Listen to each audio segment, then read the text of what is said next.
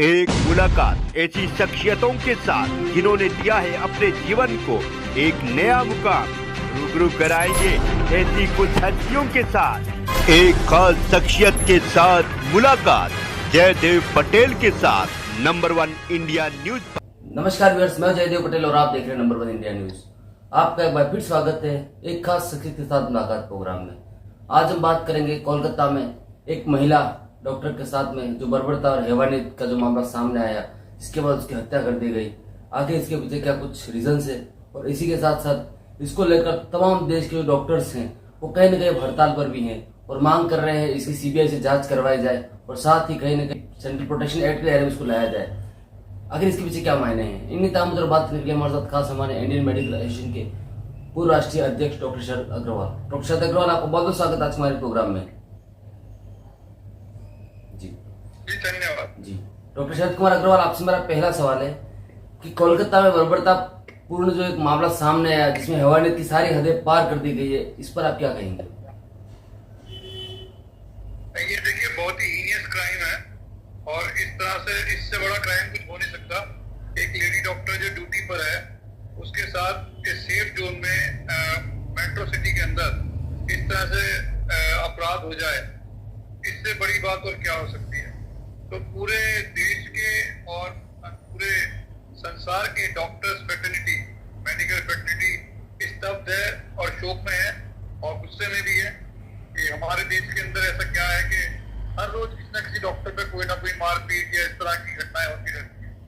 जी doctor शरद अग्रवाल, अगर हम बात करते हैं तो जो पूरी मामला जो घटना जो हुई जिसमें बर्बरता पूर्ण सारी जो हदें पार कर दी गई है, इसमें लापरवाही या फिर जिम्मेदार कौन है, सिस्टम या फिर इंस्टीट्यूशन? जिम्मेदार है हमारा सिस्टम, हमारा जिम्मेदार है हम सभी लोग, आप सभी लोग। क्योंकि जिस तरह का माहौल एक बना दिया गया है देश में पिछले 10-20 सालों में मेडिकल प्रोफेशन के प्रति, वो जिम्मेदार है। हम लोग दशकों से इंडियन मेडिकल एसोसिएशन एक सेंट्रल गवर्नमेंट से एक central act for the protection of the medical profession from violence की डिमांड कर रही है, रिक्वेस्ट कर रही है, पर वो नहीं बन पाया आज तक। जब तक कोई नियम कायदे नहीं बनेंगे तब तक ये नहीं रुकेगा। स्टेट्स ने अपने अपने प्रोटेक्शन एक्ट बनाए हुए हैं, बट उनका किसी भी क्रिमिनल सेक्शन में कहीं कोई इसके जिक्र नहीं है। तो पुलिस थानों को पता ही नहीं होता है, पब्लिक को पता ही नहीं होता है। तो ये सही समय है, अगर हम वास्तव में दुखी हैं इस दुर्घटना से, तो हम सबको मिलके एक मुहिम चलानी चाहिए कि बहुत जल्दी एक सेंट्रल एक्ट बने against the violence on the doctors and health care workers on duty place. जब तक ये नहीं बनेगा, जिसके अंदर जो हमारी भारतीय न्याय संहिता है उसके क्रिमिनल सेक्शन में टफ से टफ सजा होनी चाहिए, तभी ये रुक पाए।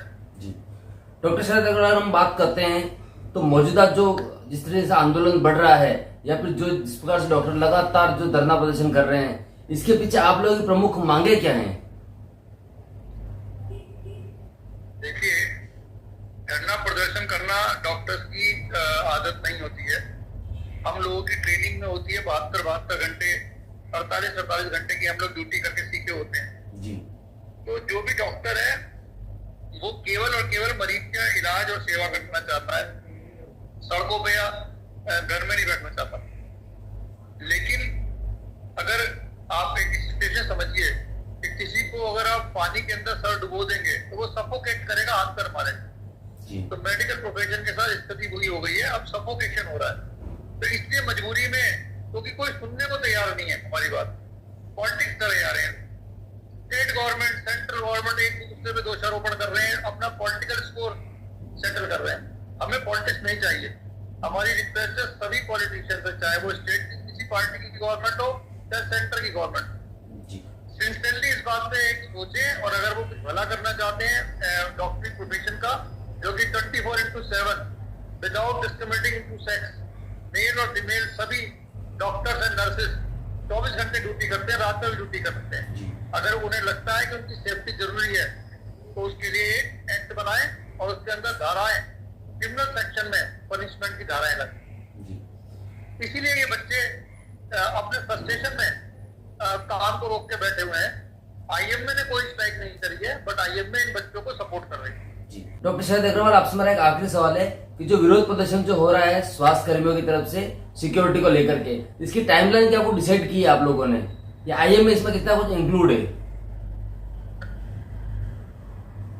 नहीं, देखिए मैं फिर कह रहा हूँ अपनी बात को कि जब किसी के साथ अन्याय होता है तो वो उनके पास तरीका क्या है करने का, है ना। हमने 2 दिन का अल्टीमेटम दिया था। देखिए 2 एक्शन है इसमें, इस क्राइम में इस घटना के बाद 2 एक्शन होने चाहिए। तो हमने टाइमलाइन सेट करी थी, वो इमीडिएट एक्शन की थी। भाई 2 दिन के अंदर हमने रिक्वेस्ट करा था कि आप जो है कल्प्रिट्स को पकड़िए और उन्हें सजा दीजिए, ठीक है, नहीं तो फिर उसके आगे का प्लान बनाया जाए। और लॉन्ग टर्म है जो हम कह रहे हैं, सेंट्रल एक्ट बनना चाहिए, वो एक लॉन्ग टर्म है। तो लॉन्ग टर्म चीज होनी चाहिए। सेंटर के लिए जो इमीडिएट है वो तो सब लोग काम कर ही रहे हैं और इसको पकड़ेंगे ही कल्प्रिट्स को, वो तो पकड़ नहीं जाएंगे। तो ये जब तक वो नहीं पकड़े जाएंगे तब तक ये धरना प्रदर्शन चलता रहेगा। जी डॉक्टर शरद अग्रवाल, आपने हमारे लिए समय निकाला, उसके लिए आपका बहुत बहुत धन्यवाद। धन्यवाद।